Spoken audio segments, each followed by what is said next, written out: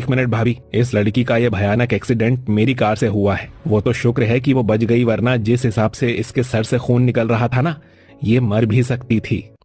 दूसरी तरफ चौखट पर रोती मयूरी।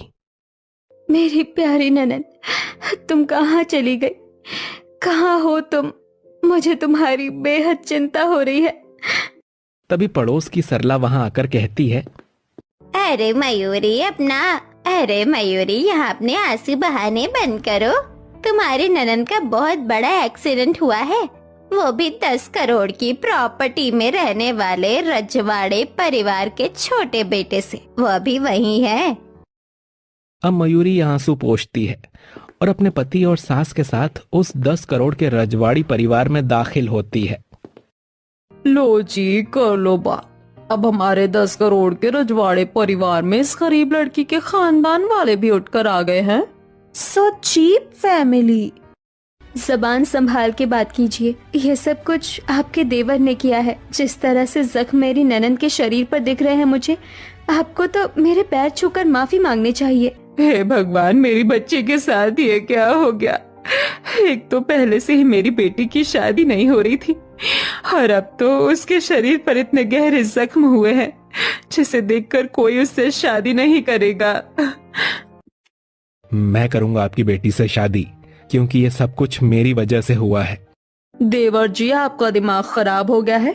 ये दोनों गरीब नंद भाभी यहाँ पर जानबूझकर ये मेलो ड्रामा कर रही है ताकि 10 करोड़ के रजवाड़े परिवार में इन्हें पनाह दे दी जाए।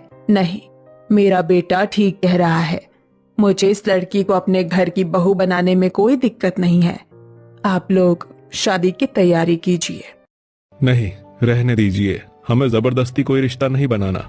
कल को मेरी बहन के साथ कोई ऊंच नीच हो गई तो मैं वादा करता हूँ आपसे, हमारे 10 करोड़ के राजवाड़े परिवार में आपकी बेटी के साथ कोई ऊंच नीच नहीं होगी।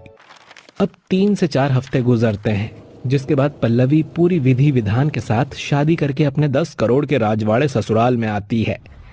अब खुशी खुशी पल्लवी का उसके रजवाड़े परिवार में गृह प्रवेश होता है, जहां ढोल बाजे नगाड़े सब बज रहे होते हैं और पल्लवी फूलों के रास्ते से चलकर अपने ससुराल की चौखट पर आती है।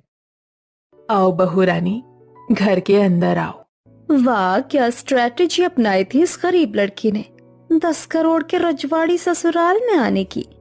देखो, कामयाब भी हो गई।